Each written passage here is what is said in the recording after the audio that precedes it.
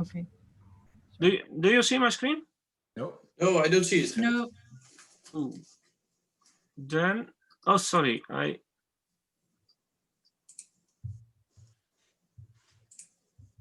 forgot to press a button. Ah, there you are. Yeah. Apologize. It's photonics for greenhouses and cold stores, and a lot of photonics companies now in the webinar. So if you are interested to join this proposal, we are looking. Don't go to the whole presentation because there's no time for it now. But we are looking for companies who can commit in materials, in scaling up, in market insights. Also, cash is very welcome, but not that much compared to a normal PPS project. It's just 10% cash, which we are need for this NWA proposal. If you are interested as a company, please send an email to me or to one of the other people who are working on this proposal. So that's for me now, and then I like to give the word to Matthias from Qubit, and he will. I thought Wouter actually, if it's. Oh, sorry. Yeah, yeah. Sorry, Matthias, you are later. Wouter from IMEC. He will give a presentation on the spectral cameras, and I have to say the main topic to this afternoon is phenotyping, and we are setting up a new phenotyping facility in Wageningen, and Rick will give a presentation on that. But a lot of companies are involved in that, bringing in equipment, and IMEC is one of those companies. So please, Wouter, the floor is yours. Thanks, Gerrit, for the introduction. And welcome all in our demo studio. As Ron already pointed out, it's difficult to meet each other, so this is a great way to see each other. So thanks for the invite. We have for that also modeled our demo studio to be able to host you as if you would be present here. I hope you like the experience. That also enables to give demos afterwards if you would have follow-up questions. Today in this presentation, I would like to zoom in on our snapshot cameras and with an emphasis on use for agriculture. We have a few new systems that I would like to demonstrate. We also had a press release last week on a renewed offering around Xymea cameras, where we have done a lot of improvements. But specifically today, I want to zoom in on our newest snapshot SWIR camera.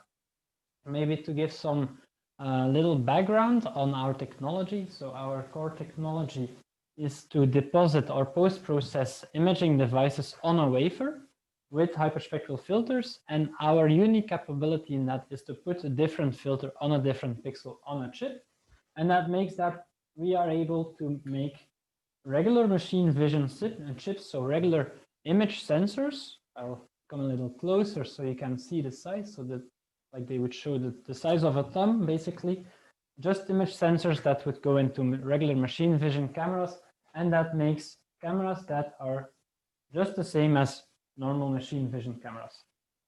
Now, a big benefit of that is that the entrance point to using these cameras is a lot lower. You can use regular machine vision lenses, you can integrate them as you are used to integrate cameras, and they behave like a regular camera, although with hyperspectral imaging capabilities. Of course, hyperspectral imaging comes with its own tricks of the trade. It's not an easy thing to do, but today I want to also demonstrate our newest software that comes with the cameras to give you a feeling of the capabilities of using, in this case, snapshot hyperspectral imaging for applications. So I will share my screen with the software. I will give you a little overview as well of what I have, which cameras I have available, and the samples I'm using. So here, if you look on the camera, you can see you can see the setup that I have prepared for this demo today. I have here the largest camera. It's a new IMEX Snapshot SWIR camera. This is a camera with 9 filters from 1100 to 1700 nanometers, so 1.1 to 1.7 micron. And the second camera I have here is a new Ximea camera with a retina sensor, which I think is particularly interesting for the agriculture application. So let's have a look at what such a camera does. So I have here a live image from our camera, and if we just look at the image, it looks like a regular panchromatic camera. But if we zoom in, you will notice that there is a pattern emerging overlaid on the pixels, and these are exactly the hyperspectral. So that we have a 3x3 filter pattern that's repeated all over the sensor, and that is then sampling the 9 different spectral channels over the full sensor. So using that, we can do demosaicing. We can put each pixel with a specific filter in a separate image, and then we get live through video rates. So I think this one goes up to 60 frames per second. We get hyperspectral snapshot data. Now, I have already done the setup of the system. So I have trained my system to know which lens I'm using and and also calibrated some non-uniformities. And that makes that now I can go to my live stream to get a live image of my hyperspectral data. Here in the new software, we also expose the full pipeline. So this is a novelty we introduced, and it also enables to get the cameras out of the lab. So before, we had to always do some white referencing and a light calibration covering the full field of view of the camera, but now instead we go to the full, first to the spectral irradiance, after which we can then go to reflectance measurements.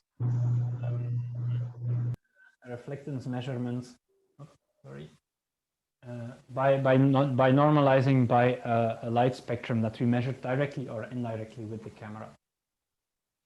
So let me see.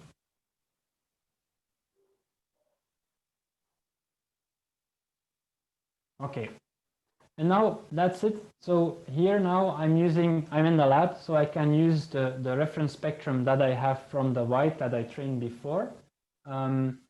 In the field, we would have, like in Lightroom or Photoshop, when you do photo editing, you have a pipette that you can use to select a white reference, or you could import a spectrum of a light source, and then we get to a reflectance measurement. So now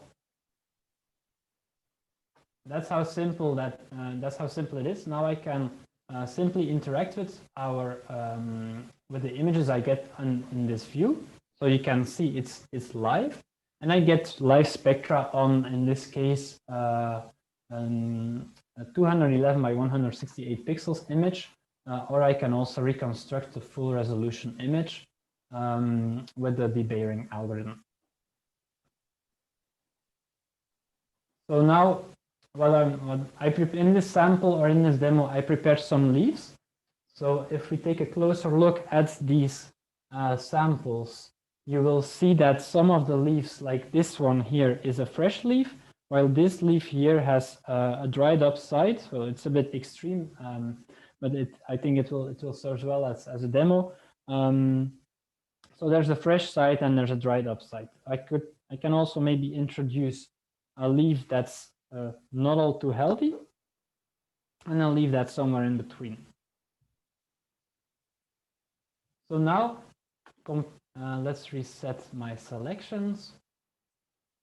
So now what we are observing are the spectra of these different samples, and what we can clearly see here in the shape of these leaves that are not completely dried out is a variation in the reflectance around 1500 nanometer.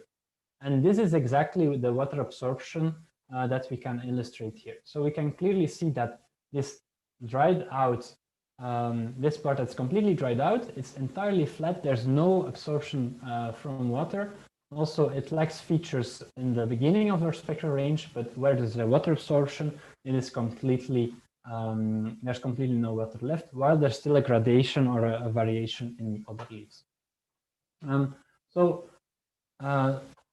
A similar application we can realize with our red NIR sensor. So here I have pre-recorded to make the demo feasible within this time frame. I have pre-recorded the data set. So here with the red NIR snapshot camera, we're recording from 600 to 850 nanometers. And here we can also have a view of a completely pale leaf, a dried out leaf, or a fresh leaf. And we can clearly see differences in the reflectance in the near infrared. We can also see a difference in the absorption by chlorophyll. So the blue is the healthy leaf, and the magenta or the purple is a leaf that is a little bit sick, so it's not absorbing well in this red region anymore. And then, of course, a dried out leaf, it looks completely brown. You can predict that it is not healthy anymore. But this enables a lot of applications apart from just measuring these spectra and this very straightforward analysis that I now made. You can use this in many other applications, for instance, by in greenhouses doing a continuous monitoring of plants, having a robot going through the greenhouses or in the field. We have customers that are developing green-on-green detection with these sensors. We also have customers that develop a drone payload that then can measure in the field what is the amount of nutrients or the stress in plants, and with that you can take actions to improve your operation. So we believe that by making hyperspectral imaging very accessible and very easy to use, and by providing it in this form factor, that there is really a lot of new applications that can make a big difference. And that's also why I'm very happy to be able to demonstrate this to this community. And maybe to wrap up, Ron, please warn me if I'm going out of time. I forgot to start my stopwatch. But to wrap up, I want to also zoom in on this camera. This is a new camera that we are developing. It's a drone payload. So this is a camera with an embedded Jetson platform, and we want to provide an end-to-end solution to also make to make drone flights, so hyperspectral and data capture and processing from drones, really easy. So our goal is not to just provide a drone payload, but to provide a system that is an end-to-end solution. So here we have ported all the software that you have seen now in action on this PC. We have ported this to the Jetson and also integrated it with Agisoft. So we have a full processing pipeline that can do the data acquisition, the post-processing, the stitching, and all spectral operations so that you can get a very high quality spectral orthomosaic to do data analysis on. So this is now, we are making 10 units next year. We hope to distribute 10 units to early customers for their evaluation. And we really look forward to enabling many people with this payload, because from what we've observed, it's really difficult for people to start with capturing data from a drone, especially in the hyperspectral imaging field, because first you need to integrate the cameras on the drone. Then you need to have some way to control the cameras in flight. You need to get the data to a PC, figure out all the algorithms, and we hope to really make this a no-brainer and enable a whole new set of applications with that. So it's a brief, but I hope interesting overview that I could give you today. And so if there's any questions, I would be really happy to answer them. Thanks a lot, Wouter. It was a very nice demonstration. The floor is open for questions now. You can either ask them manually, or you can put a question in the chat box. And I see already a question from Rick. How many different types of hyperspectral cameras is offering IMAG now to the market? And how many will you expect to release in the upcoming years? So the cameras we have two main types. We have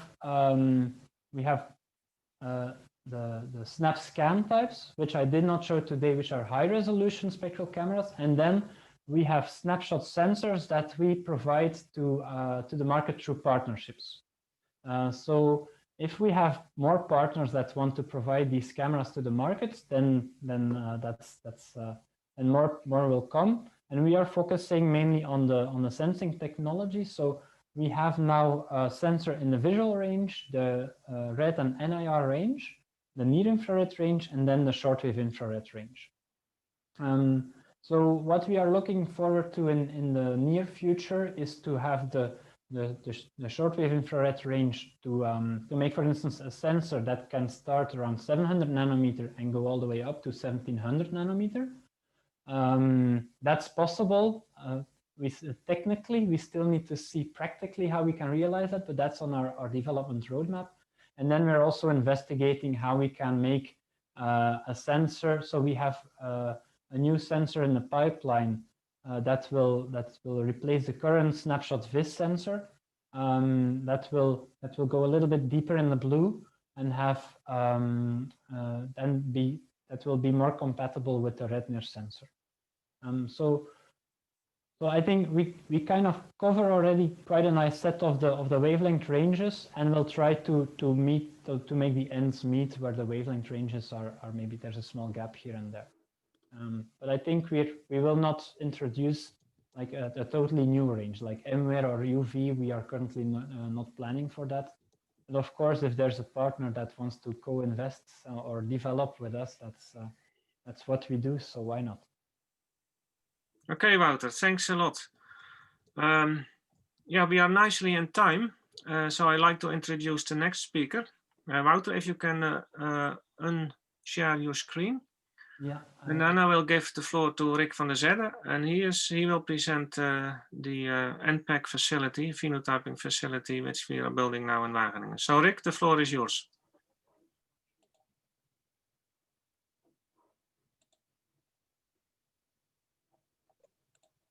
So you can hear me all? I was muted for a second. Yeah, we can hear you, Rick. Yeah, zeker.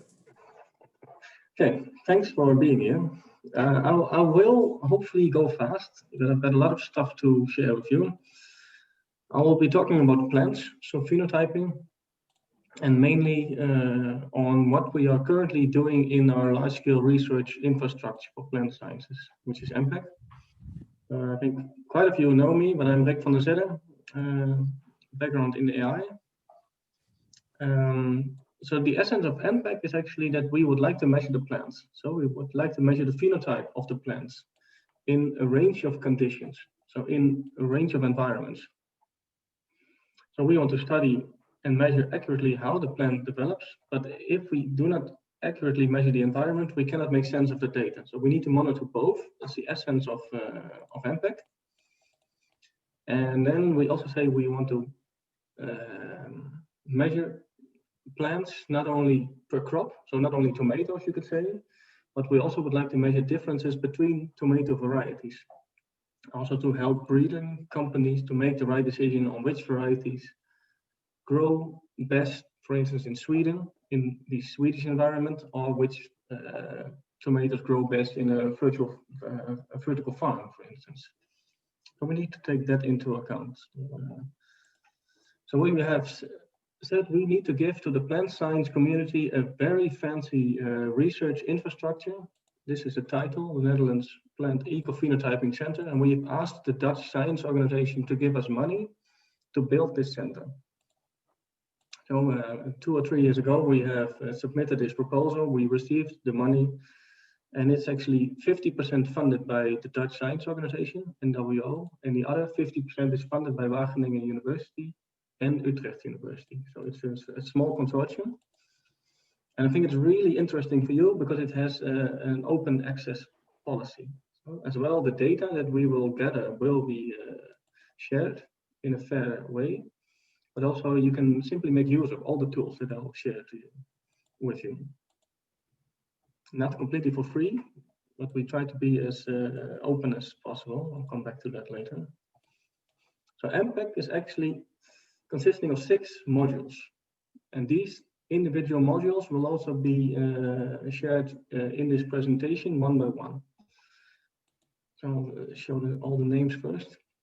So actually these 3 modules physically will be built at the Utrecht campus in the Netherlands.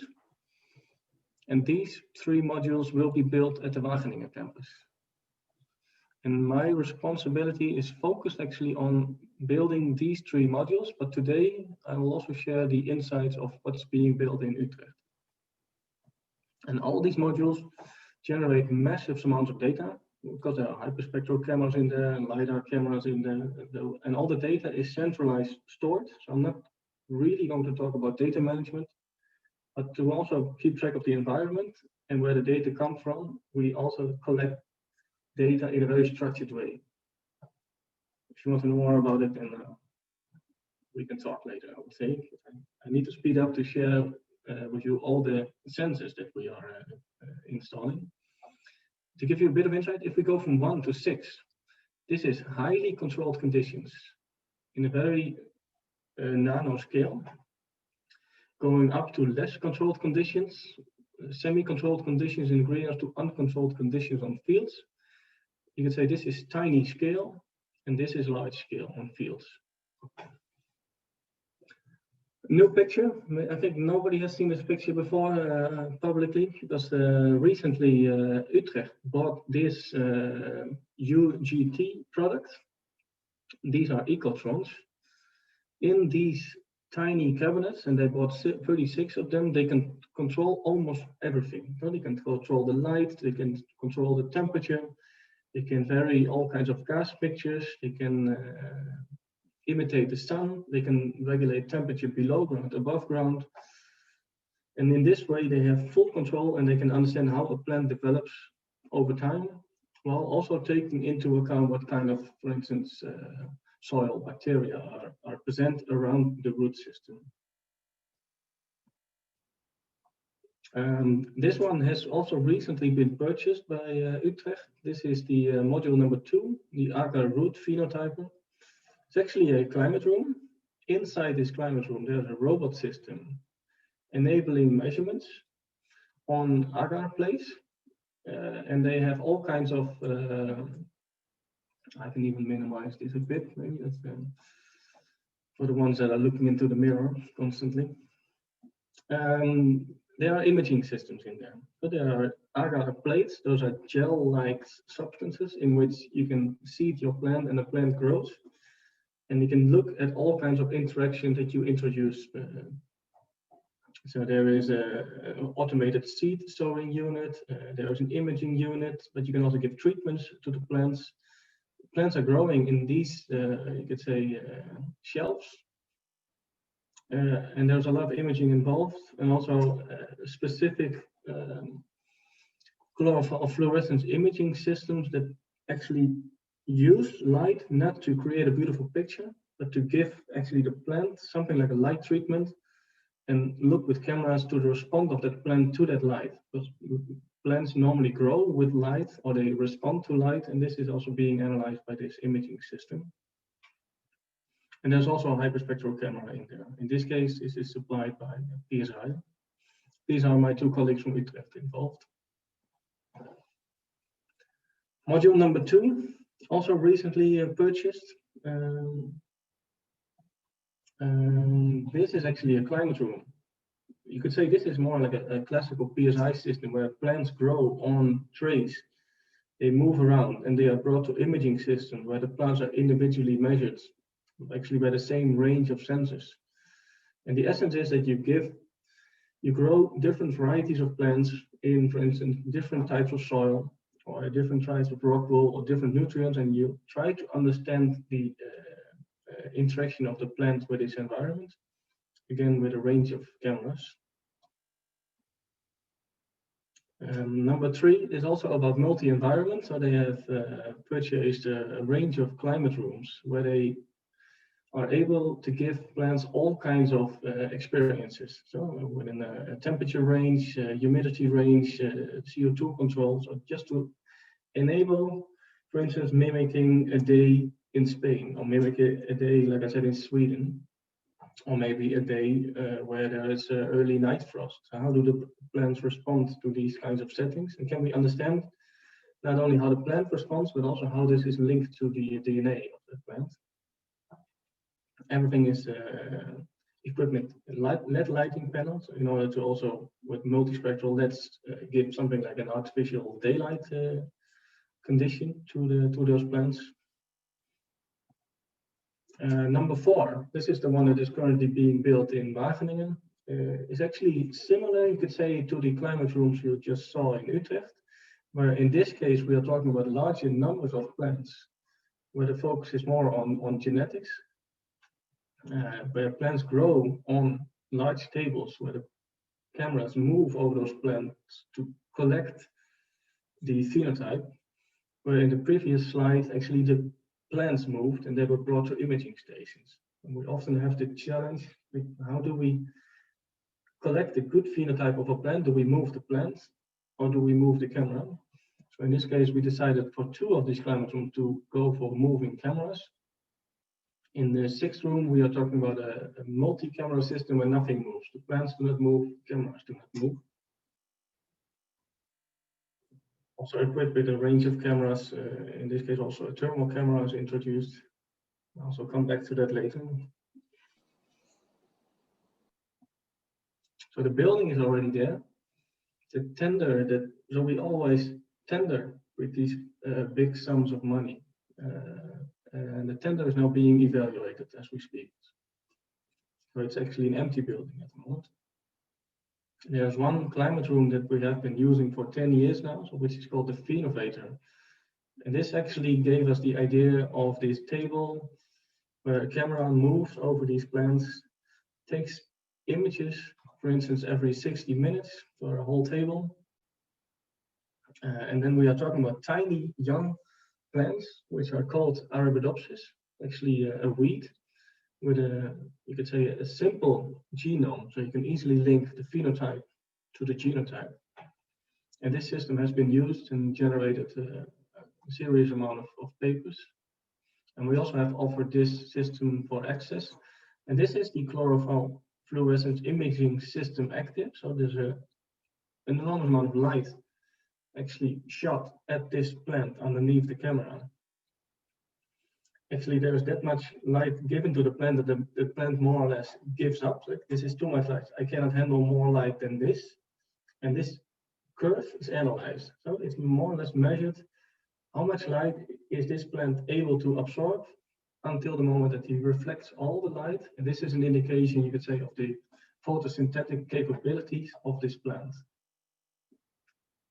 And this is the XY system that moves the whole system. So actually module number 5, I hope you will have questions actually for me. So prepare yourself to generate some questions. In here, I would like to show a bit more. So the other one I went a bit brief and a bit fast. In here, this is a greenhouse, module number 5, where we have 4 compartments in which the plants are growing. Also here, we decided to go for the 2 alternatives, the 2 options.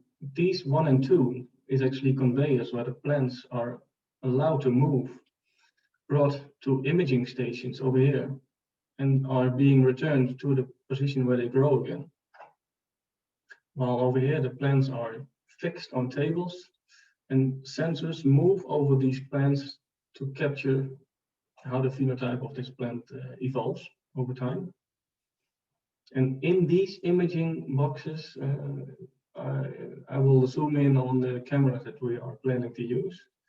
But in the meantime, we also need to be aware that there are a lot of sensors hidden here to simply record the amount of light that is intercepted by the plants, but also temperature, humidity, soil moisture, soil temperature. So everything needs to be recorded to make sense of this data. So this sensor data is collected as metadata linked to the imaging data.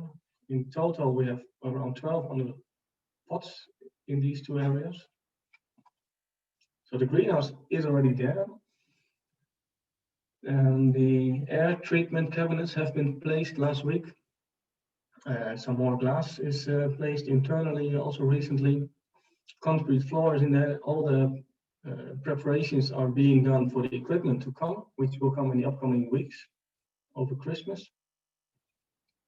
So for instance, this is the conveyor system that I mentioned in compartment 1 and 2, and the imaging boxes in compartment number 5. So this looks, I think this looks like a drawing, right? But this looks like the real thing. So it's already there. So Vivan is a Belgian engineering company that is building this system for us. And they do a full factory acceptance test, I think next week, in which the system will be tested. And as soon as we accept this test, then they will ship it to Wageningen, to the campus.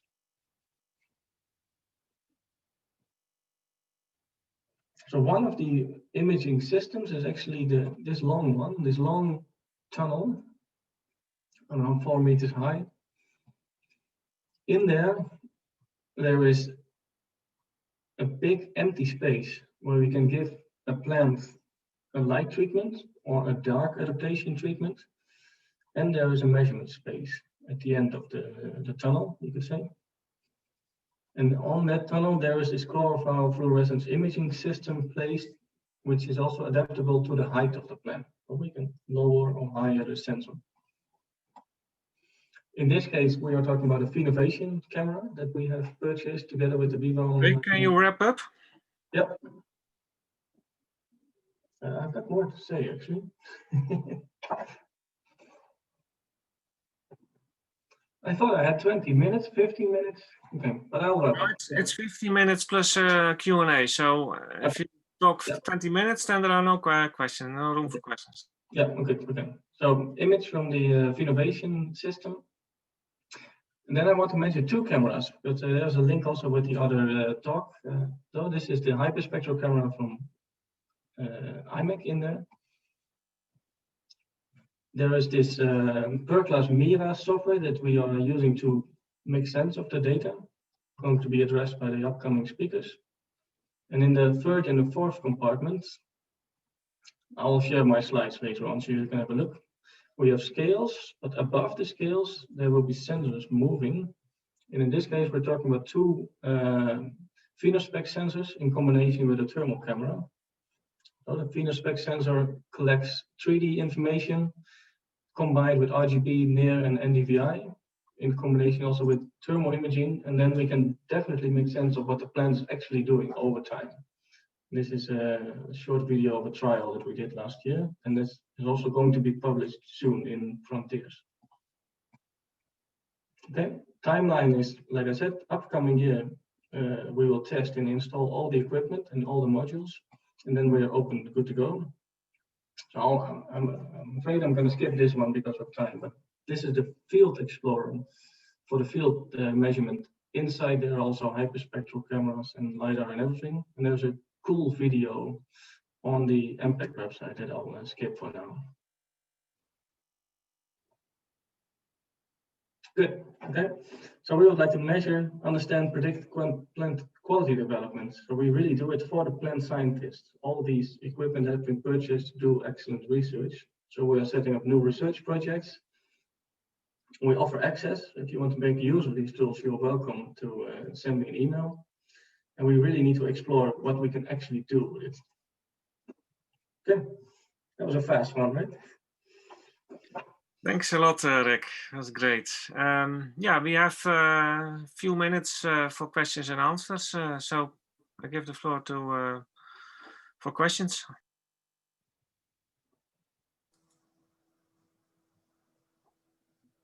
So please unmute your mic if you have a question, or you put your question in the chat box. Can I ask a question? Yeah, go ahead. All right, thanks very much for this interesting talk. I was wondering a little bit about what are the challenges for the photonics in terms of this NPEC facility? I think there's a gap. That's the challenge.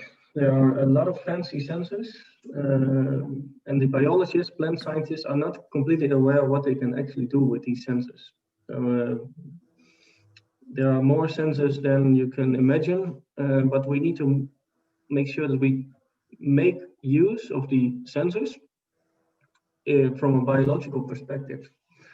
What kind of things can you measure with these sensors that make the biologists happy? So, for instance, early diseases in plants is one that we will explore, or maybe the drought stress symptoms in plants that you can monitor with other photonic sensors. So there's a long list of sensors that might help these biologists to get a better understanding of what is happening within the plants.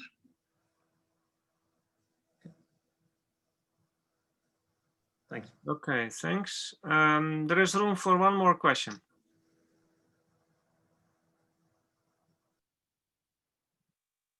So then another thing I'd like to maybe mention is that this whole facility should not be something like a research and development project, but this is really something that is meant to, you could say, offer robust tools that also spit out reliable data for these biologists. Okay, Rick, thanks. That's Yeah. a nice concluding remark, I think. The next speaker is Marangelo Petruzella, and he will present, actually this is a pitch, and he will present his startup company, Multispectra. So Marangelo, the floor is yours. Hi everybody, I'm trying to share the screen. First of all, can you hear me? Yes, we hear you. Yes, Perfect. Okay, I think I have to share my screen because I cannot share the PowerPoint. So, second question, can you see my screen? Yes.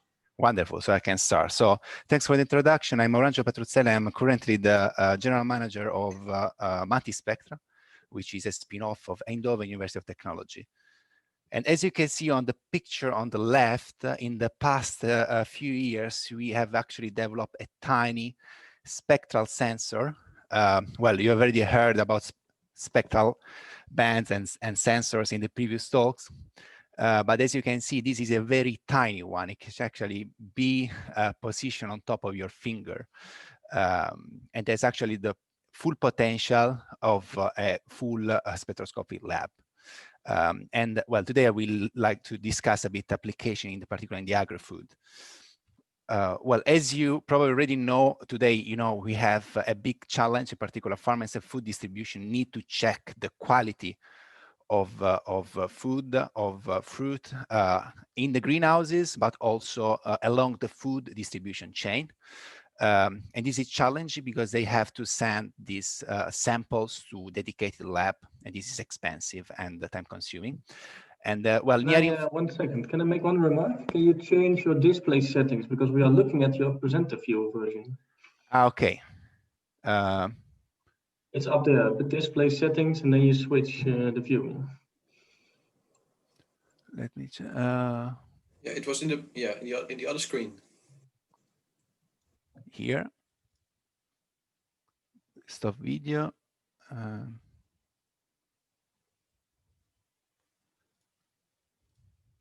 Can you see it now?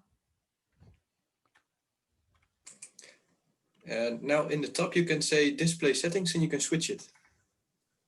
Remote control more. I cannot see actually. Stop video. Display setting, I see it. Okay. Yes. Can you see it now? Yes, perfect. Okay, sorry about that. Technical challenges, we always solve them. Okay, so I was actually saying that actually today farmers and food distribution have this problem. They have to measure quality well along the food distribution chain.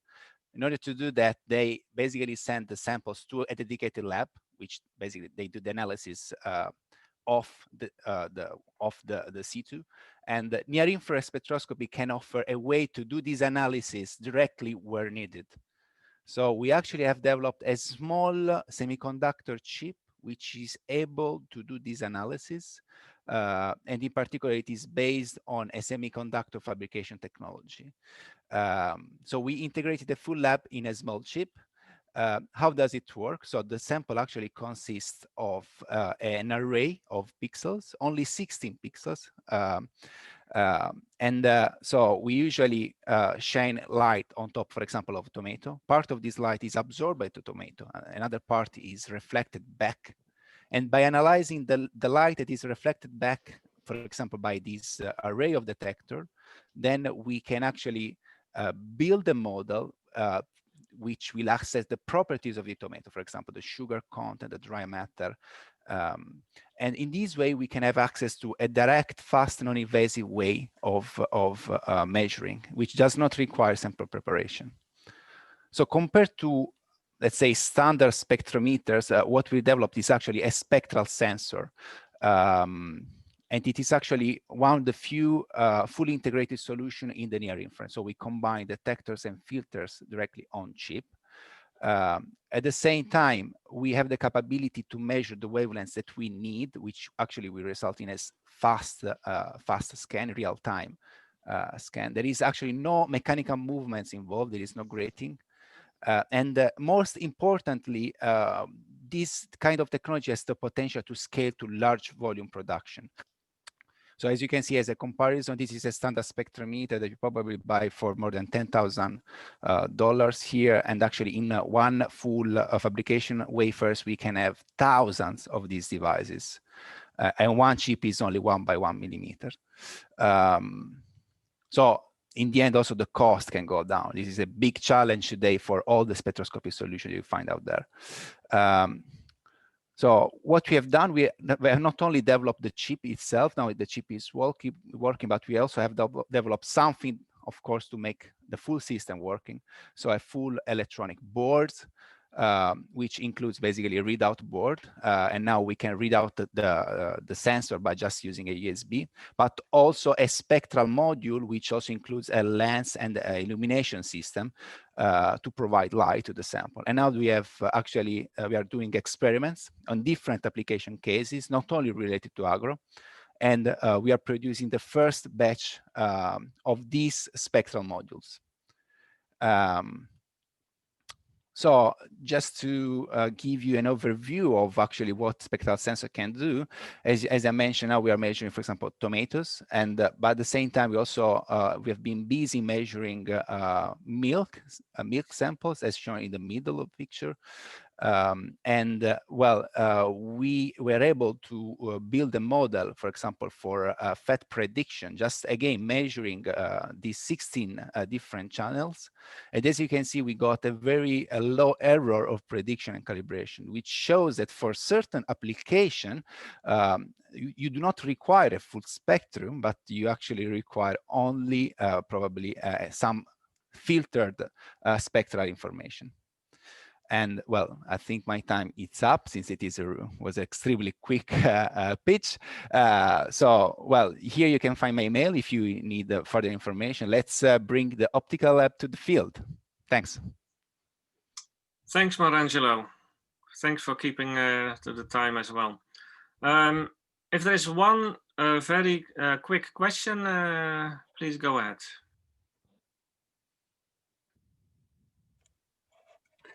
Yeah, very interesting. What does it mean to bring it to the field? What cooperation are you looking for?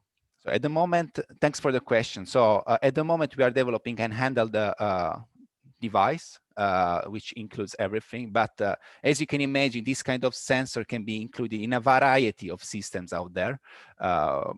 Imagine, for example, robots or also tractors. Drones as well, but not drones, and you need an imaging system. So we are looking also for partners that, for example, would like to integrate this kind of sensing technology already in their devices. This is a bit our idea. Okay, thanks a lot, Marangelo. Yeah, looks very interesting, very promising. Thanks. Then I like to give the floor to Grégoire Hummel from Phenospectral. And as Rick already mentioned, Phenospectral provides one of the cameras we're using in the MPEC facility. So please, Grégoire, share your thoughts on this camera. Yeah, hello everybody. Can you see me? Can you hear me? Yes, we see you and we hear you. Excellent. Now I'm starting to share my screen. Okay. Can everybody see my screen now? Yeah. Excellent. So yeah, also from my end, thank you very much for the invitation to present what we do at Phenospecs. I will just give you a quick information about what the start was. So Phenospecs is a company based in the Netherlands, in Heerlen. We founded the company about 9 years. Next year it's going to be the 10th year of Phenospecs. And I am the co-founder and today managing the company, so the CEO. And the reason why we started this company is that during my PhD, I spent a lot of time measuring my plants because I'm a plant biologist and I was doing a lot of biological experiments, and I spent lots of time measuring my plants manually or visually and with yardsticks and all kind of stuff. And then I had also to arrange my data, to organize my data. And at the end, I only had 5% of my time less over to interpret my data and to write publications. So I thought, okay, I will never get my PhD like that. So we said, okay, we should turn this equation around and automate this process of, assessing experiments and automate that and reduce the time to 20%, reduce the time for data preparation to 0, and then free up the time for scientists to make sense out of the data and interpret the data. And that's basically why we founded Phenospecs 10 years ago. So what we deliver is the full process of data assessment. That means the first step, obviously, is that we develop software to organize and plan experiments. That means you have data which are coming from sensors, and they have to be linked to meta information, like the environmental data, like the genotypes, like the treatments, etc. Then obviously you need sensors in order to capture crops. Then these images somehow needs to be translated, or you need to extract features which are interested for biologists like I am, because with images I can do nothing as a biologist. So we need these features. And at the end, you need software to help you to organize this data, because the thing is, when you start automating these processes, you get huge amount of data. And if you're not helped with the analysis and have software to help you with this, you will lose overview quite quickly. And this is basically what Phenospecs is doing. I will focus, talk a little bit on the software. I will focus here on our sensor, because I think this is most of interest to you guys here. Good.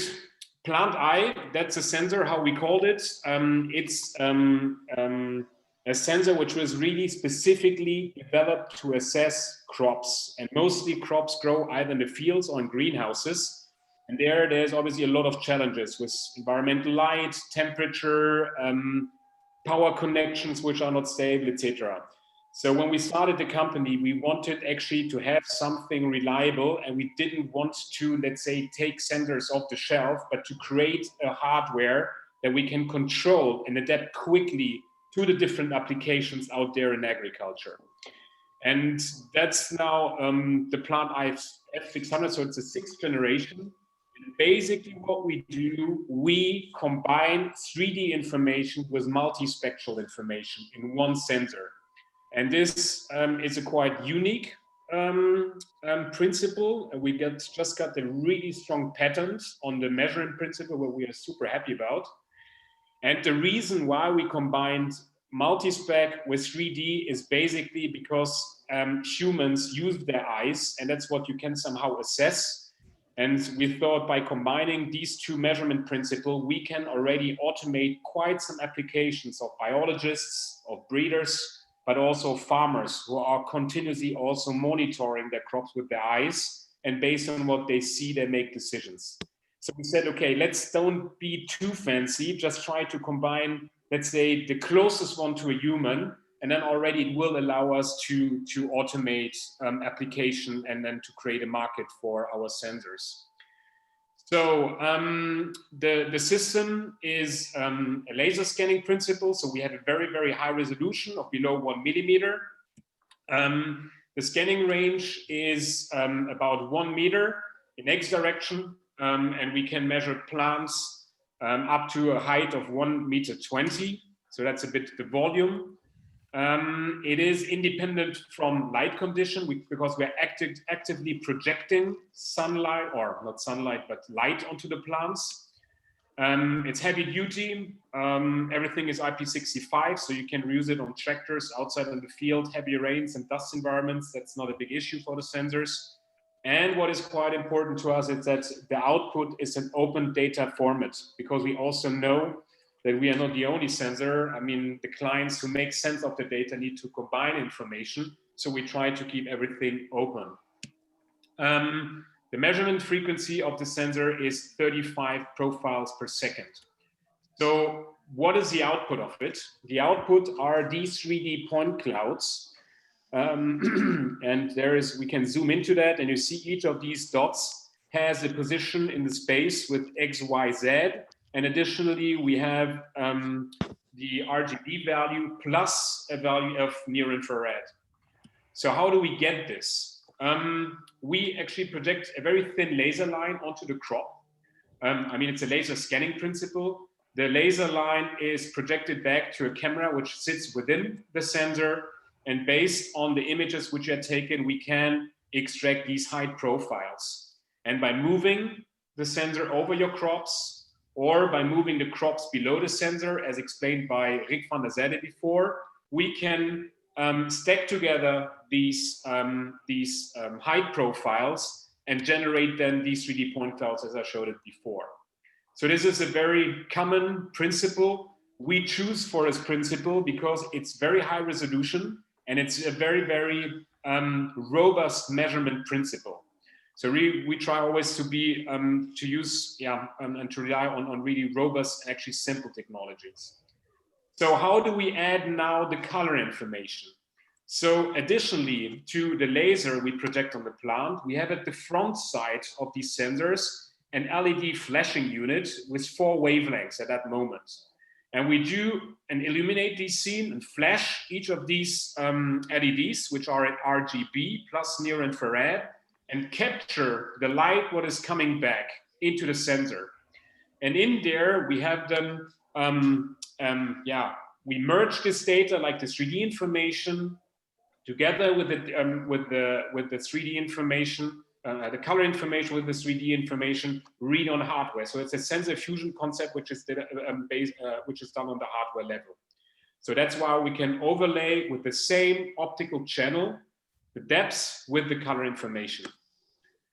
So this is the first step. So what we get, the raw files, again, are these PLY files. However, as a biologist, I can do actually nothing with it. What we then need, and what also the sensor is actually doing, it is running a feature extraction or a processing unit. We call that FENA.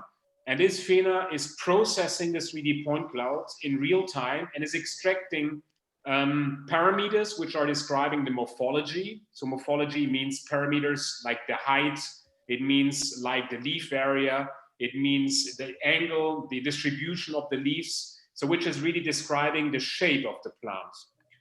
And the color information is used to either to capture the color. The color can be used, for instance, then to measure tissue and the area of tissue of the plant which is carrying diseases. Or we can also compute vegetation indices, which giving insights about plant healthiness, for instance. And this information is extracted in one step from the 3D point clouds. So basically the output file, what you get from this sensor is lists, CSV files. At the beginning, what we have here is the meta information. That's when you set up the experiment with our software. That's how you can actually link then the meta information to the information from the sensor. And you have then all these parameters and the values. So now comes a bit now the problem, also what, again, Rick was describing. I mean, if these processes are automated, you get huge amount of data. And that's why we also developed a software, what we call hot control. And this hot control now is visualizing this data. And what you have here are time series. In this case, it's the digital biomass. That's one of the parameters which is computed by the sensor itself directly as a feature. And you see with time, the different lines, these are several plants which are growing. And here we have about 20 plants or so. However, imagine that the plant, one of our growers or breeders is sometimes growing 10,000s of plants. So you're gonna lose overview quite quickly. So we also then help the scientists and biologists and breeders by adding easy features to really filter the data, to bring it into a digestible format in such a way that the users can extract during the experiment already interesting information, can go to the greenhouse, have a look, and try already to understand what these sensors are indicating. But later on then, you can also download the data already in a process format and have everything from a really big data set condensed into something which is smaller. So this software, we call that hot control. And these are really the basic technologies at Phenospects. And the products, or the solution we offer to our clients are really, let's say, small footprint solutions, like here the microscan. So this is more or less like a scaffold which is carrying the sensor, which is here over a distance here of 50 centimeters. We have the bigger brothers, which is transporting the sensors over a distance of 2 meters. But also you can hook that sensors to gantries, which are then traveled among the entire greenhouse, or even in platforms which are operating in the fields. One thing, what is also what you can see here is that the sensors typically look top down. But since the plant is occluding the plants or shading the lower plants or the lower leaves, and if you would have only one perspective, you might miss quite a lot of plants. So we have actually also the possibility to synchronize a sensor in such a way that they don't interfere with each other. So you can operate two sensors with a different perspective of the plants. Each of them is generating one 3D point cloud, which is then merged into a more complete one. Just checking with the time. Still have 5 minutes. So these are the solutions. These are a system, very big platform, similar to what Rick was presenting. So here, this is a platform, a gantry, which is carrying these sensors within an entire greenhouse. This guy is carrying 2 or 4 sensors, but 2 of 1 can measure about 1 square meter in about 10 seconds. So one thing is obviously that unfortunately, we cannot extract all the features from the 3D point clouds at once. And another problem we're also facing out there in the ag world or in the phenotyping world is that most of the clients and each researcher have a slightly different research questions. There's people who are interested in healthiness of a plant to make better decisions, what to do in its greenhouse. There are scientists which are interested to count the amount of leaves or the amount of flowers. There's other ones which are looking for resistancy. So there's a lot of different questions out there. And as a company, we cannot provide for each of those applications a solution. And that's why what we try to do is to have a certain set of features which is describing, or which we can extract from the 3D point clouds, which is describing the morphology, or which is, let's say, analyzing the spectral information, but then help with software the client to build own models. And that's what we also have in our software, is that you can do by using machine learning, that you can upload to our software data from other sensors or ground truth data from the scientists, which is, for instance, destructive information or visual information. He's uploading the data to the hot control software, and then the system is automatically building for the user models, predictions models, to translate our set of plant parameters into the plant parameter or into prediction model for the feature of interest of our clients. So in the end, that the clients can more or less build then its own parameters. And that's how we try to overcome this complexity of this fragmented market, what we are facing in the ag world. Yeah, quickly about Phenospec. So we are based in the Netherlands, in Heerlen, in the very south. At this moment, we're about 29 employees. We have a brand in the United States and in Taiwan. Our core markets are in Europe, obviously, United States, and in China. And the applications we deliver are for industry. So most of our clients are actually from crop protection industry, from the breeding industry, and half of our business we do with universities, academia, where we typically automate routine applications of scientists and biologists. So that's what I wanted to share with you. So if you have any questions, I'm quite happy to answer them now. Otherwise, here is my email address. So don't hesitate to fire me an email and I will come back to you. Thank you. Thanks, Grégoire, for this nice presentation. There is time for one question. And if you have a question, please tell your name first so we know who asked the question.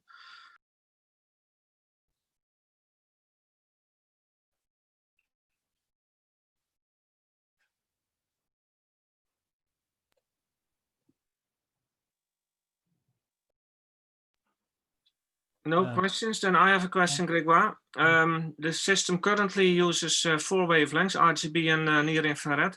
Can you extend that with more wavelengths? Are you thinking on this? Yeah, we can. I mean, the thing is, we are a bit dependent on the LEDs which are out there.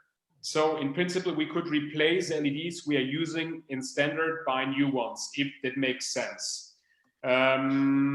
We are right now working on a new model, the Plata F600, which will be basically quicker and which will also allow to carry more LEDs. However, in principle, we are bound to, since we're using visual cameras, the spectrum typically you can expect will be always between 400 and around until 900 nanometers. Okay, thanks a lot. There was a question from Rick, but it was answered. And there's one more question about the email, if it's written correctly, Grégoire. My email is wrong. Okay, is that true? Let me check one more time. Oh yeah, true. I was too fast here. Can you see my screen? Yes. Yes, yeah, perfect. This is the correct one. g.hamel@phenospecs.com. Sorry. Thank you very much. Thank you. After 10 years, I still can't write the company name. I'm sorry for that. But just reach out to me and have a great session. Okay, thanks. Maybe you can also put it in the chat, Grégoire, then we can copy paste it. The next speaker is Matthias Locherer from Qubert, and he will present the Ultris 20 camera. So Matthias, the floor is yours. Thank you, Gerrit. Thank you very much. Thank you for the invitation and for being here. You're right. I'm going to talk a little bit on our camera and what you can do with it with respect to food quality or food assessment in general. Some words to Qubert. Qubert was founded 8 years ago. We're located in southern Germany in the city of Ulm.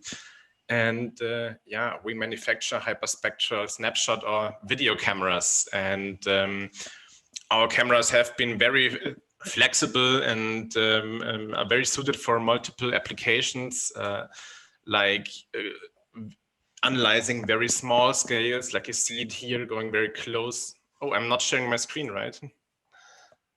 Just oh, that's true. Yeah, I know. Just a second. Share screen. Great. Now it should work. Yes, perfect. Thank you. Yeah, our cameras have been very flexible in usage, and as mentioned, we can get very close in scale, like analyzing this test bug you see here in this image. We can get even closer, like mounting our cameras on a microscope and analyzing any sorts on a microscope scale, or also, of course, very large. And this is interesting for agricultural applications, of course. Basic application on what a UAV. What you see here is a false color image based on a hyperspectral NDVI taken with a Firefly system, which was the first camera we have developed 8 years ago. We can also get very fast. The snapshot technology allows us to monitor almost real-time processes. Like in this case, we had a small study where we supervised a plasma coating process and have been able to detect liquid metal, vaporized metal, and so on. Just to give you a roundup of what our cameras can do. There has been a scientific report this year, and we found that there are more than 100 publications on our products. And you can see here that still in hyperspectral imaging, the largest sector is, of course, agriculture and also forestry. These are also expected to be one of the most growing segments still. So it's a very important sector. Our technology, as mentioned, is snapshot.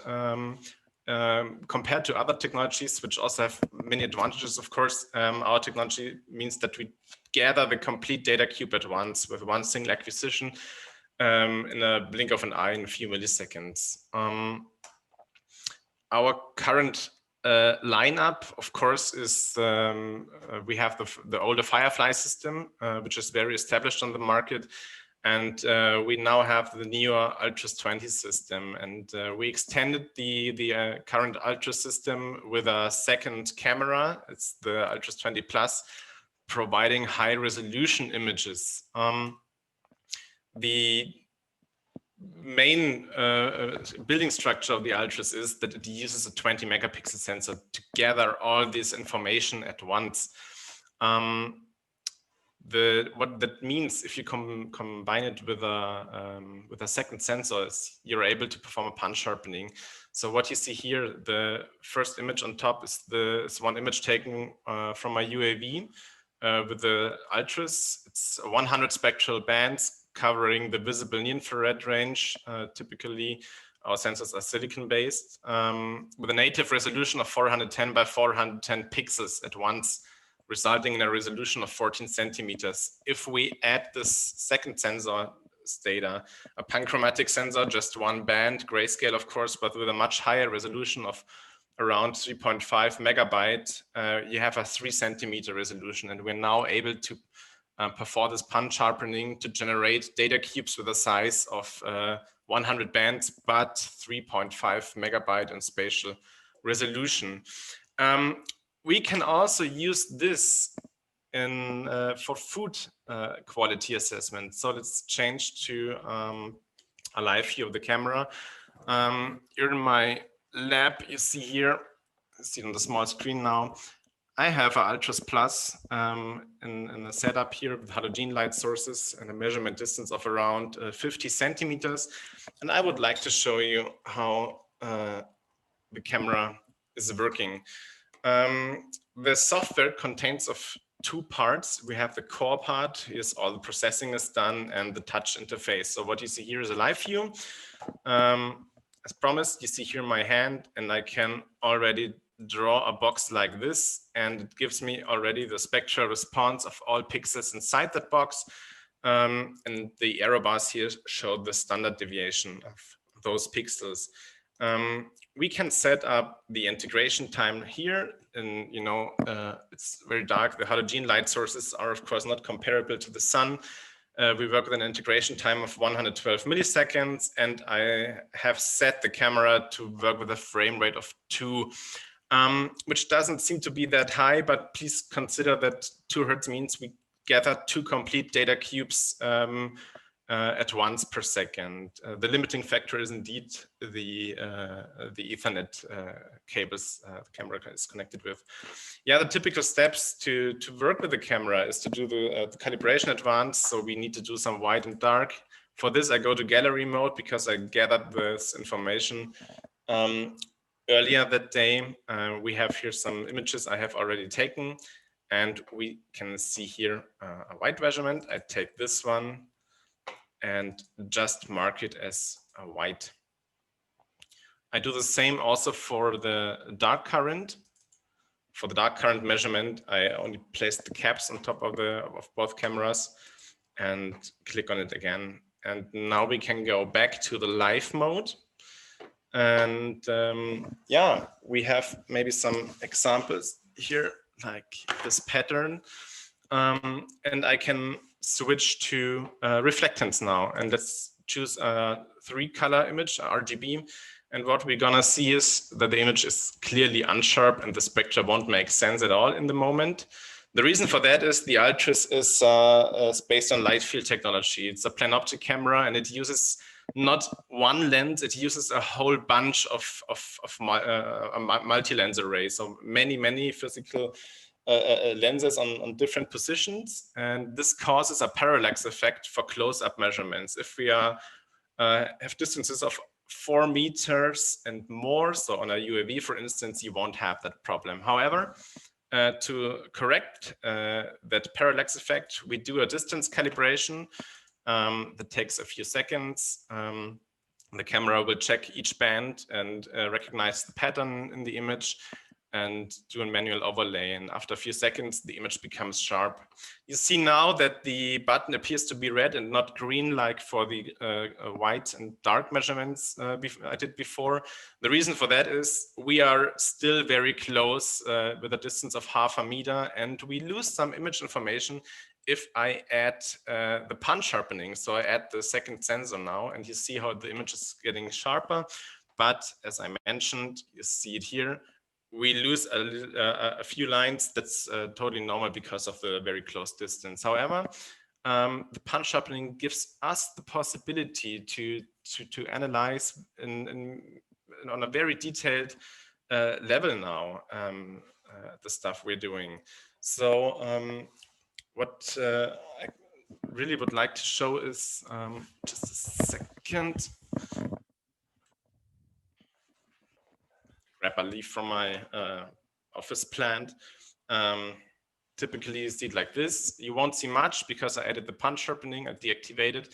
And if I go to a colored infrared image, you will see that there's a leaf typically with this typical reflectance spectrum. Please don't give much on the bad performance in the bluish region. That is mainly because of the halogen light source that is not providing enough energy in that case. Anyhow, we can also apply plug-ins directly here, like a spectral vegetation index, the hyperspectral NDVI, helping us to detect the vitality of the plants, or even using a whole absorption integral. So we use really the whole bunch of hyperspectral imaging. Speaking of food, what I would like to show as an example here, but before we speak of food, I switch back to RGB, colored infrared image. I would like to show you some examples with these banknotes. The one or other might already see it, but it gives you a very good impression. I deactivate the punch sharpening again. And I just rename the session to banknotes. And what I then do is I just record an image like this. And it took only a second. I then go to pair class mirror. Pavel will show you much more insight in this program he developed after my presentation. And I just switch to this folder I just have generated, like this. And we can open the image here. So this is our banknote example. It's a little bit over-illuminated in this example. So what we do is in pair class mirror, we can define 3 classes like let's say this one class for the background. I'm just going to label it like this. And actually, 2 of these 3 banknotes are fake, are not real. So we only have 1 real banknote, and which we might not recognize with our eye, but the camera might be able to distinguish between them. So this is actually the real banknote, and this is these are the fake banknotes. And all I have to do here is clicking on model search and having the software be trained. And you see the result for is pretty good for a first trial. Just investing a few seconds. What we then can do, and here comes the real-time aspect in addition, we can export this classifier as keyword plugin, bringing it directly to our software environment. Let's say the name is class, like this. I go back to the live mode, and all I need to do is refresh the view mode here, and then our classifier appeared here, class. And what is going on now is the camera is classifying the images on a live image. And of course, this is a very easy example, but I think this shows extremely good the potential of our hyperspectral snapshot camera for real-time applications, because we now can check values of our goods if they expect our expectations or not, meet our expectations or not. As mentioned, I wanted to focus a little bit on some food examples, which I did earlier. What we can do here, what you see here is some samples of chocolate. Oh, let's brighten it a little bit up, just to see it a little bit better. And as colored infrared image. And we have here different sorts of chocolate, mainly with a different content of cocoa. So we have a chocolate with 30% cocoa, with 50% cocoa, and even one with 85% cocoa. And of course, we can train the camera to recognize those different contents. I did that earlier today to save a little bit of time, because generating a good classifier requires more than 10 seconds. So you should invest at least 2 minutes to do a good classification solution. And we see already here that, so this is the chocolate with the lowest cocoa content, and the bluish one is the chocolate with the highest cocoa content. And you see, I deactivate the punch sharpening again, so we only have it reduced to the semantic classes we have. Of course, there are some wrong pixels, but that is fine. Also, the chocolate warmed a little bit up in the last hours here in the lab. Anyway, it helps you recognizing different sorts of what you're measuring. Also, a very nice example I would like to show you is some apples. I have here 3 apples. I switch back to RGB, so you see how they appear. So all of them are red, and didn't put a green apple into it because that would be very easy to recognize. Anyway, we have 3 different sorts of apples. We have a Braeburn, a Pink Lady, and a Pinova. And I also trained the camera to recognize between those apples in live mode. And you see it already here. Again, of course, the classifier is not perfect, and also because of the light conditions I use, but it gives you definitely a very good impression of which apple is which. And also if I change position, you see that the classifier is still running kind of stable like this. So again, I deactivate the punch sharpening just to reduce to semantic classes. We have some errors around. That is mainly because I didn't enough training on the background, which is not important to me. I'm interested in having the apples to be separated.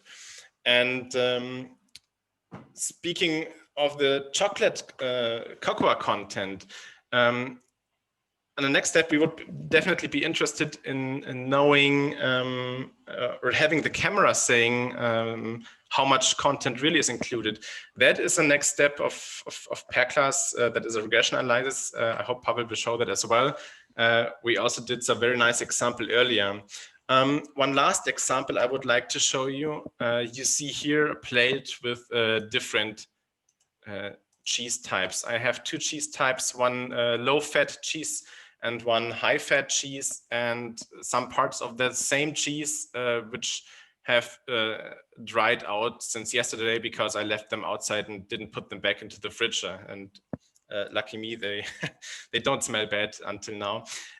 Anyway, we can use the classification tool even to tell us a little bit about the cheese. And what you see here are three semantic classes we use. So blue is the low-fat cheese, green is the high-fat cheese, and red is no matter what if high-fat or low-fat, it's the dried-out cheese because of the parts that performing are not so good. And we already see that the high-fat cheese, which is the green one, shows some reddish sections in the meantime. That is mainly because it's outside also since almost 2 hours now, since the conference started. It looked better 2 hours ago, but if I turn it around where it's even fresher, I think, yeah, the appearance definitely looks better.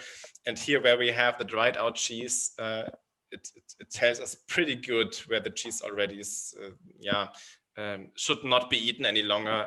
I don't believe you would become sick of it, but I definitely believe it won't taste very good. Yes, 1 more minute. No, I'm done. Thank you very much, Gerrit. Just one last point.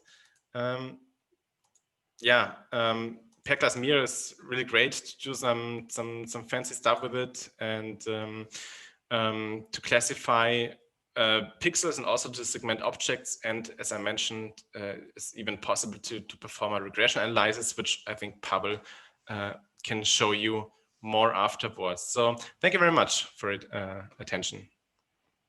Okay, Matthias, thanks a lot. It's really impressing, this camera, and also the classifications you showed. There was a question from Wouter. What is the depth of focus of the camera? This depends on the distance of the object. So if we are very close to the camera, the closest I could get with this kind of optic was around 15 centimeters, then the focal depth would be very, very slow, of course. And three-dimensional objects like apples won't work any longer because we are leaving the plane where the spectra are sharp. We have seen that at this distance of around 50 centimeters, an apple keeps stable. So as a three-dimensional object, so the focal depth is already like 10 centimeters, and it's increasing rapidly. So at a meter, we already have like meter distance, we already have a focal depth of around 25 centimeters, I would say. In general, it's recommended to do this distance calibration up to a distance of 4 or 5 meters. Realistically, you can pretty work easily with the camera at a distance of 2 to 3 meters already. Thanks, Matthias. Because of time, I propose to continue with the next speaker. And if there are any questions left, we have some time at the end of the webinar. So please keep your questions and we can discuss them at the end of the webinar. I'd like now to give the floor to Pavel Pachlik from Perclass. And we already have seen some Perclass work. And Pavel, please, the floor is yours. Yeah, thank you, Gerrit. Thank you very much. Can you hear me? Can you see the slide? Yes, we see the slide and we can hear you. Okay, very good. So I'm very happy to be here, and I would like to show you some more information about the data analysis part. And it's very nice to see these previous presentations from our partners actually using the software. So happy to provide you with some more background on that. Actually, what I can happily skip or make much shorter is the intro to spectral imaging, but I would like to show you some more information about interpretation approaches and some use cases coming from our partners and from our customers in different forms of interpretation in agro and food. And finally, I have some material on deployment to show you how it is possible today to actually deploy your modeling solutions. So what is Perclass? Perclass is a company that is based in Delft. We are originally researchers from Technical University in Delft, and we have been busy with machine learning in the industry out of academy for quite some time. Over time, we focused on spectral imaging part, and then we actually brought to market 2 years ago this user interface that you just saw in other presentations as well. And the goal for that was to actually enable people that really want to do practical applications to do it themselves, do it in the interface, and do it without programming and machine learning expertise. So if you look at these spectral images, we saw a number of examples. These are complex data structures, a lot of data, and we have quite unique information on material composition there. But if we take from any of these spectral cubes just a single band, and we compare that to, let's say, RGB image with some product like these potato chips, we don't see too much. But if we do some clever analysis from the entire cube, we have seen already examples of that. We can actually detect quite interesting things happening, like here. For example, types of defects like greening that we can highlight in hyperspectral image, and they are not yet visible to the naked human eye or in the RGB image. So that's actually very interesting in many agro-food applications to look at things that are not yet visible, and also do really more objective measurements of quality. What we are trying to do at per class, and where we are busy with, is to enable people to actually do this step from data cubes to that interpretation, because that's really complex. It was already mentioned a few times. How do you actually do some meaningful interpretation for your specific application? There are many questions involved, and that's what we are focusing on. What kind of interpretations we are looking at? For sure, classification. We can look at different materials. We can look at detecting objects, finding foreign objects in the stream of product, but also regression. And I would like later to show you some examples, like estimating the sugar content in a tomato, or measuring the moisture distribution in a plant, or looking at protein content. But there are also other types of interpretation, like visualization, where you basically convert the entire spectral cube into something meaningful for your application, highlighting some specific traits, like here you see a plant and disease distribution on the leaves of a plant. So I wanted to show you how actually it works to build models in per-class Mira on an example, but we actually saw the whole process in the presentation of Matthias, which is very good. So just very quickly, it's a supervised learning tool. So basically you are defining categories you are interested in, and you need to provide examples. Here we are looking at the near infrared scan from SpecIm camera, looking at some products, let's say in a sorting application. And what we do is that we annotate examples of what we consider product, what we consider a foreign object, one type of foreign object, in this case, a shell of a nut. And basically we get models built automatically for what you labeled, and there are many different ways how to improve the modeling. So here we get the model for what we labeled for every pixel, red, green, or blue decision. And also the system is able to guide us, like where it doesn't know yet, where the model is not sure, and we can provide more labeling and quickly basically improve the solution. So if we also want to include in one of the classes, let's say a plant material, we provide more examples, we update the model, and we don't need to actually care for the complexity of working with multimodal classes, different materials, and so on.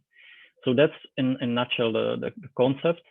And you can very quickly build solutions like this, where actually each of the classes is very complex, and the user doesn't really need to care for that part.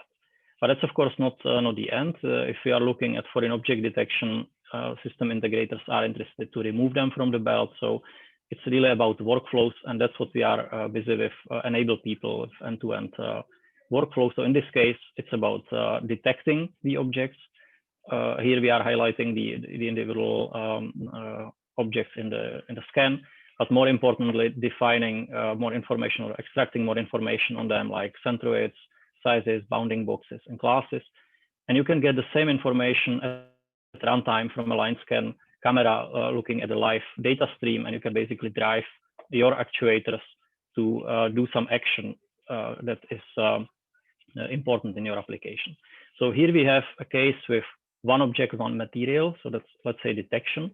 But You can also build more sophisticated solutions, let's say grading, like we saw with the potato pieces, where we built more sophisticated internal classification, where is which defects, and you can actually turn it into decision on the level of objects by different rules that are specific to the application, like the area of a defect is more than X, then you reject the whole piece. This kind of process can be applied in many applications. Here is an example from Wageningen where we were looking at plants with a disease on the leaves. You can see that what is segmented is plant from the background, also the stem and leaves, because for different applications, they actually need to look at the different parts of the plant, and then the disease pattern is highlighted on the leaves. So this is a test plant, and it's nice to see how it works, of course, on a scan, but it's more important for plant scientists to be able to batch process, so to be able to directly export such results for a set of scans and get per plant, for example, a number of decisions, or more importantly, what is a fraction of disease on the leaves. So they can really act on it. They can compare populations. They can do some useful statistics on it. Another example, looking at the hem slice and distinguishing different types of fat. And then what is highlighted here is that you directly can get to this kind of content like summary on the object level. And again, you can get it at runtime. So this is coming from Headwall MBX camera that will be also shown later. And because it's integrated, it can directly provide you with these kind of statistics on objects without transmitting actually the image itself. We heard already quite a lot about spectral indices. I wanted to show you some new development in third-class Mira over last year, which is a visualization where you can actually use many of these common equations, and we made it fully interactive. It was also a question, how do you deal with different requests for indices? Well, we made it very simple for people to play with them, get directly per pixel their custom index, but also really understand much better what is happening in these images. So here we have, for example, something like NDVI, but you can make your own NDVI, your custom index.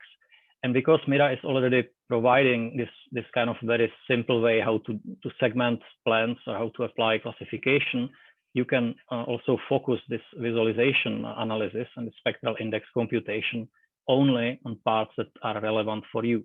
So here I'm highlighting the leaves, stem, and the virus, because I'm not interested in all the background and the plastic labels.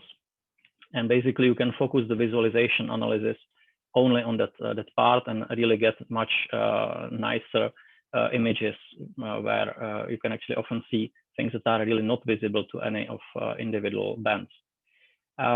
If you define some visualization that is really meaningful, that you would like to explore more, you can fix it, and you can basically go to other scans and just exactly get the same analysis. So you can explore basically more scans or export it for post-processing. Another example of interpretation is regression or estimation. So here we already mentioned these tomatoes, and here we basically first classify the tomato and then estimate the sugar content in a tomato. And it's a regression model that is showing here the true Brix value and the estimated Brix value. Now, what we brought in recently is that you can do the modeling with multiple variables, so you can at the same time estimate Brix and acidity, because these kind of combinations typically really are important to understand the taste. It's not typically one-dimensional problem. And you can also then get this information at runtime on every object that is a tomato. So imagine a robot passing in the greenhouse, being able to basically check the real objective measurements of Brix and acidity and predict in the end the crops. There are very interesting applications now made possible. When we have estimation models, we don't need to do things on the object level. We can also bring them to the pixel level. So here we have a model of moisture estimation, and we are looking at the moisture distribution in the sample, which can sometimes be quite interesting to understand. So this is just in biscuits. Here we have a similar kind of modeling for dry matter content model in leaves. And I think that's really this possibility to look at heterogeneous objects and understand the distribution of these kind of quality measurements is one of really interesting applications of hyperspectral imaging. Example that Matthias was mentioning with mixtures of materials, so in this case mixtures of different type of tea, and estimating their mixing proportions both on the object level and also mapping it in pixels from this ultris camera. That's also interesting example probably. So there are many ways how you can do the interpretation, but in the end, often you want to deploy it. You need to really get it to the process to make it useful in agro and food application. So how do you get the models into the production? There is a runtime available, and that can be just code from your own application, feeding it with data from the spectral camera directly, or it's already possible to get some integrated products on the market. So one of them is the Headwall MVX that I mentioned, which is integrating the linear sensor and processing unit in the IP67 protected enclosure. So basically you just need to place this unit plus the lights on top of the belt, and you can directly deploy the models that we were just discussing and get the results out from the sensor. So not maybe the image data, you can if you need, but maybe you can get just pixel decisions or per object readings. Another example is the Plural Ai Gateway. So they took a bit different approach. They basically enable any kind of standard compliant spectral camera to bring intelligence to the device. So here we can see a hyperspectral camera looking at a pill with some pills with some coating defects, and the processing is done on the unit. And it can broadcast the stream of decisions, let's say, but it can also directly drive the actuators through all these standard interfaces. So you can customize these units, you can run your own scripts on it, and basically very quickly deploy. So what I was trying to show here is that for many real applications in agro and food, spectral imaging can really do a lot, can provide extra value, and that this very challenging task that traditionally was really an issue for many projects, data interpretation part, can now be done by virtually anyone, and you can really get sometimes the results very quickly, and you don't need more, and sometimes you need more, but you at least understand the limits and you can really progress with your project. And it can be done also without programming and machine learning expertise, which is really enabling many people that are domain experts. And finally, it's not only on your PC, it's not only with nice pictures, but you can deploy these solutions. And there are a number of solutions that are already on the market that help you to deploy much easier. So yeah, that's all from my side. Thank you very much. Thanks a lot, Pavel. This is very nice explanation about your software. There is a question from Rick. Thanks for your talk. Is the Plural AI integration of Mira already used in inline applications? We are working on a number of cases there, but these are of course deployment devices, and you know the lead times for any kind of project with this, but we are looking with these solutions with several parties. Yeah. Thanks, Pavel. Any more questions, please?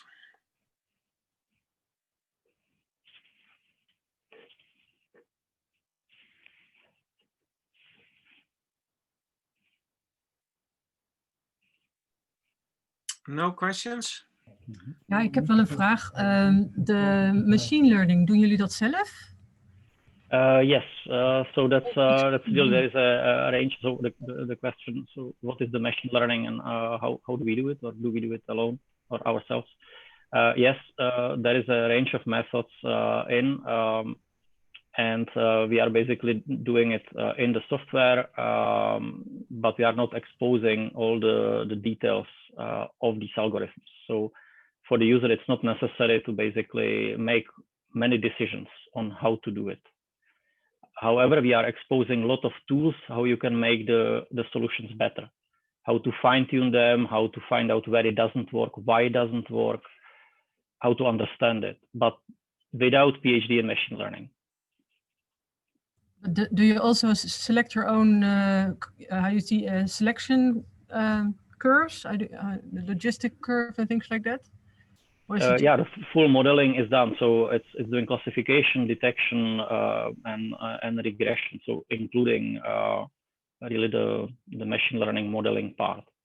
And there are many parts, of course, that we could not address. Like you can investigate different band subsets. You can understand where the information is located in the spectrum very, very easily. Yeah. Okay, thanks. Then there is a question from Harris. Can we integrate deep learning model into Mira? Maybe Harris, can you explain a bit your question?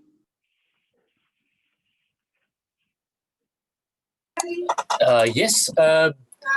My question is about if we have a deep learning model, can we just integrate it, use that already trained model into Mira and then use it for online classification or detection, whatever purpose we are going to do?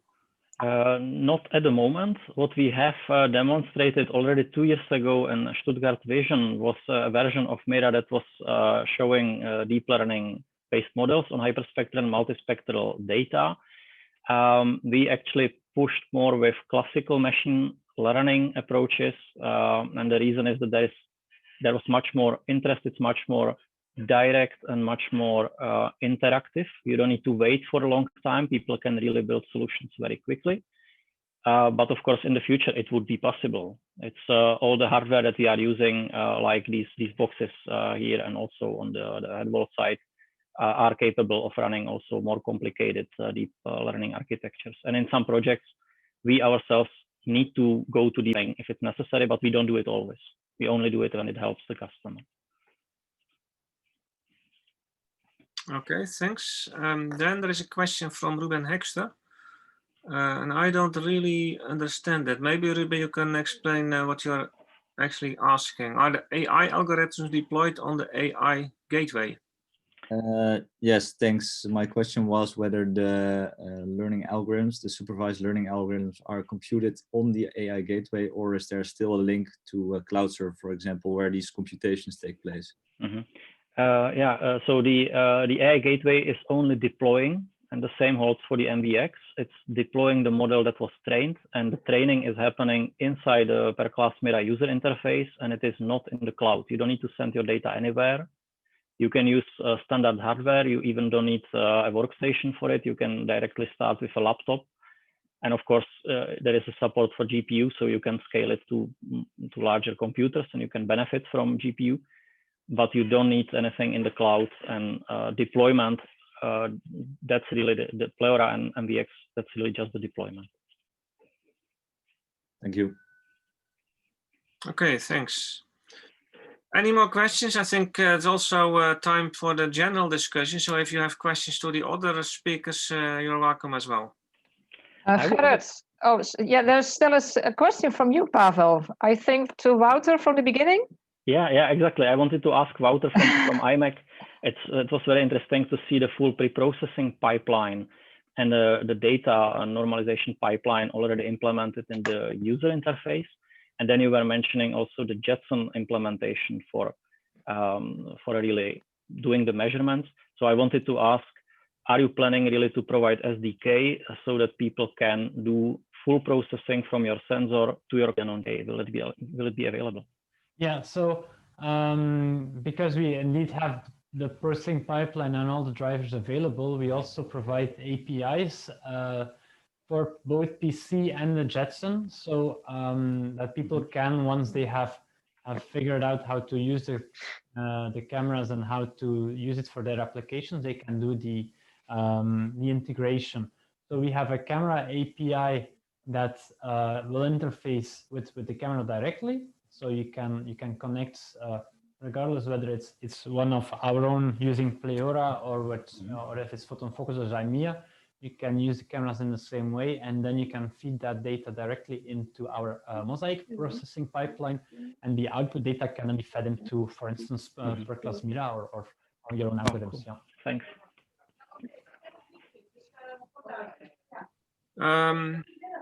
Yeah, thank you, Peter, for this question. Are there more questions? We have a large chat box with questions, and I don't know whether each question is already answered. So if you have still a question, please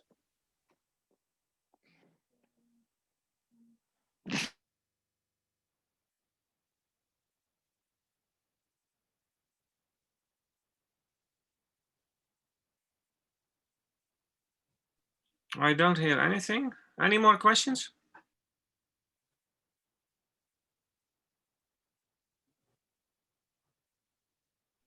If not, I think I can give the word back to Ron. Yes, thank you, Gerrit. I think we are really right on time. That's really special. Very, very nice. Thank you for that. So big thanks to you as for the first, Gerrit. Thank you for moderating this session. Big thanks, of course, to all the speakers for your complimentary overview we had this afternoon. Really nice to see that. And I think we should bring this also to our German partners, French partners in the next year, possibly. And yeah, big thanks to all the attendees, of course, for your active interaction here. Really nice to see this all coming together this afternoon. And yeah, that sums up, I think, our last meeting of 2020, our last big meeting at least. A few small meetings next week, and then the Christmas holidays are here as well. So yeah, thanks again, and hopefully 2021 will bring yeah, the normal world back again, and we see each other in the course of the year in physical meetings again. And for now, thank you for this webinar. It was really inspiring, and I'd like to see you next time. Oké, Ron, dankjewel. Tot ziens. Dankjewel. Yeah, Ron, thanks a lot. Thank also, you. Peter, and also all the speakers of today. Thank you, Gerrit. Welcome. Dankjewel. Thank you. Bye-bye. Super Thank you.